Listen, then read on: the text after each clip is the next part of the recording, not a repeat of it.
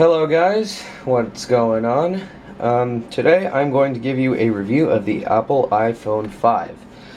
So yeah, I've been putting this off for a while. I've owned mine for a while now, so I decided to go ahead and give you a review of it.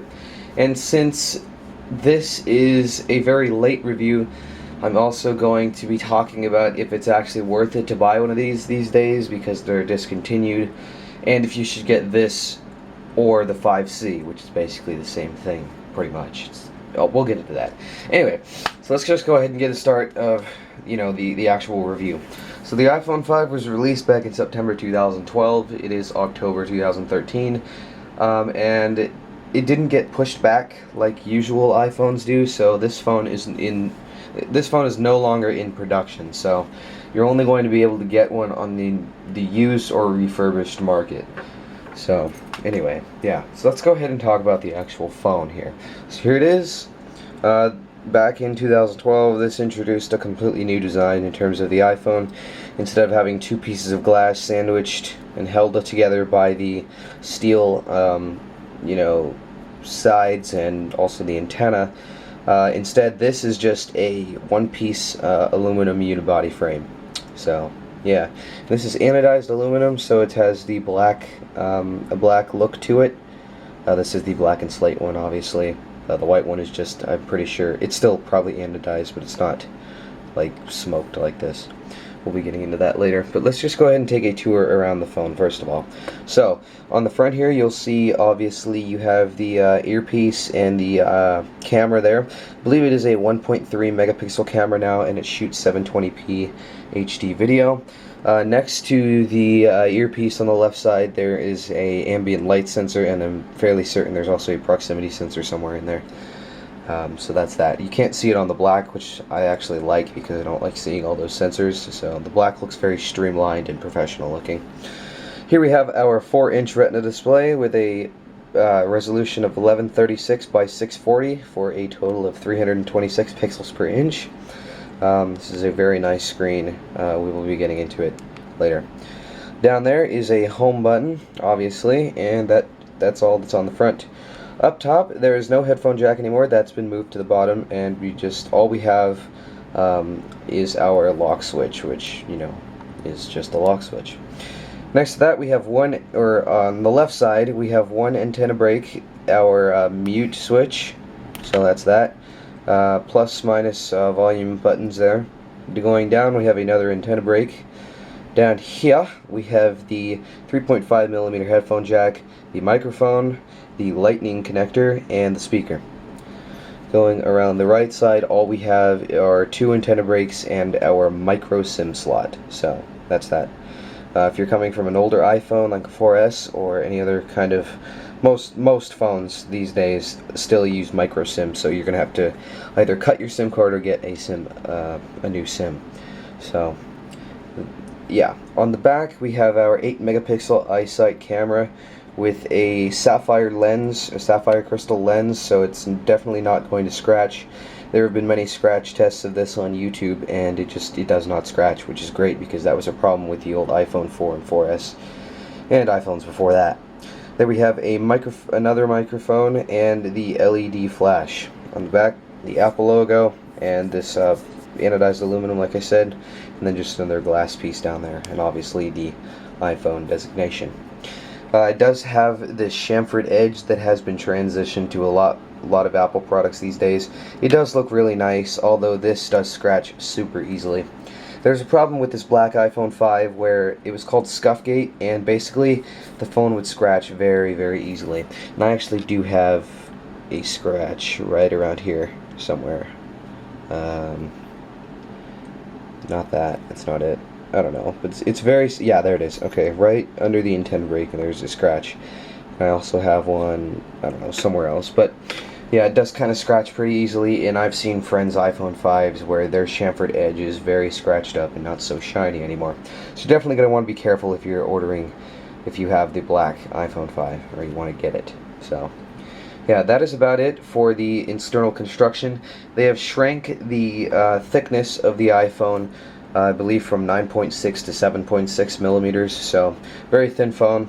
Obviously, a lot of you I know are going to be putting a case on it, so that's going to up the thickness again, but, you know, whatever. This is the iPhone 5S case, by the way. It does work on the 5, just so, yeah. I use that sometimes. Anyway, yeah, that is the hardware of the phone. This is a very solidly built phone, obviously. It's made of one piece of aluminum. This is probably the best built Android phone out there. It's right up there with the HTC One in terms of build quality. So, actually, the HTC One is up there in terms of this, because this, in my opinion, is the best built phone you can buy. Alright, so getting into the software. This runs iOS 7 nowadays, and I'm going to be talking about how it performs too, because this was designed for the 5S, obviously. So iOS 7 on the iPhone 5 runs just about as fast as iOS 6. There is some laggage, I don't know if you want to call that, sometimes. Very, very little, though. I mean, I don't think I'm going to be able to demonstrate any lag on here. It's still very, very snappy. Yeah. I think just a lot of the lagging that's going on is just a bug within iOS 7. It's not due directly to the iPhone 5 hardware, because it runs perfectly fine on this. Yeah, I actually really like iOS 7 overall. It's just that some of the icons are very, very ugly.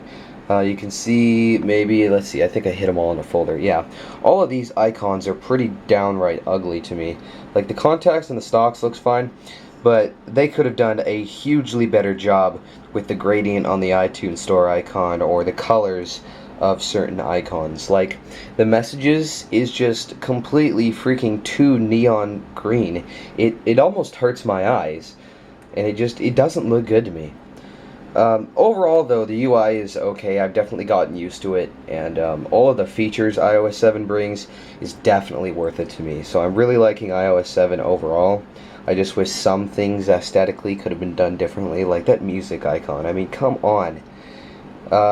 Which is kind of interesting, because Johnny Ive did not design this. They split it up between a couple of different teams at Apple, and that is why the icons are so absolutely downright shitty. But I put all the ones I didn't have a really caring for in this miscellaneous folder, so I never touched that, so you can get around it like that. It does have the parallax effect. It's kind of hard to demonstrate on camera, but if you tilt the iPhone around, it uses the gyroscope to move the wallpaper. It's kind of a cool effect. I guess I would assume, though, that it takes up some battery being able to do that. It is just be able to be disabled. So anyway, yeah, there are a lot of nice animation touches in iOS 7. Like, now the screen fades in and out, which is cool. And then when you unlock, it has that animation. A lot of people were complaining about that in terms of like how much time it takes. Like, there is about, I'd say half a second delay before you can start doing anything. Honestly, for me though, I'm not ever in a hurry to actually do something on my phone, so I really don't mind that half a second delay in terms of unlocking the phone. So overall, it runs really well. You can't notice that it's slowed down. I mean, not by much anyway. And if most of the lags, I would assume, are just bugs within iOS 7. They just need to be fixed. I haven't noticed really any slowdown in terms of performance on this iPhone 5. So, should you get one of these in 2013? Well, it really depends on your budget. If you're off contract and you can't afford a 5S or a 5C, or you just want the you're okay with last year's technology and you don't have nearly enough money for the 5S, then either the 5C or the 5 is a good choice. Now, should you get the 5C or the 5? Well, it really depends on what you want. If you want to just be able to say you have the newest software and or the newest hardware, well, in terms of naming anyway, the hardware between the 5 and the 5C is pretty much exactly the same. If you like the colors and you like the plastic on the iPhone 5C, and it's really down to the hardware for you. If you like the colors, then go ahead and go for the 5C. But if you like the nice, solid aluminum build quality, go for the 5S. I held a 5C. I used a 5C for a while. It wasn't bad. The build quality was not bad by any means, but I wholeheartedly prefer this aluminum metal enclosure on the iPhone 5. So it really depends on what you want. I would recommend going to, a lot of people have the iPhone 5, so just ask them like if you can hold it, and then go to some store and hold the 5C and see which one you like better. The iPhone 5 will run you about $400 on the secondhand market right now, which really isn't a bad thing, or isn't a bad price when you consider the 5C is about $549 brand new. So the 5 is a little cheaper, and you do get that better build quality in my opinion. The only thing that changed in terms of hardware on the 5C, I think, is the front-facing camera is a little better and the battery's a little bigger. So anyway, yeah, it's all down to personal preference. Personally, I prefer the iPhone 5, just because it's better for me. Battery life is no surprises here. I get about 1 day of use, maybe 2 if I don't use it a whole lot. But it's about all day. I'm not a huge heavy user of my iPhone, so I'm not on it all day, doing a bunch of stuff. So I'd say about, I don't know, 12 to 15 hours of battery life for me. So it is about 1 day battery life, I'd say.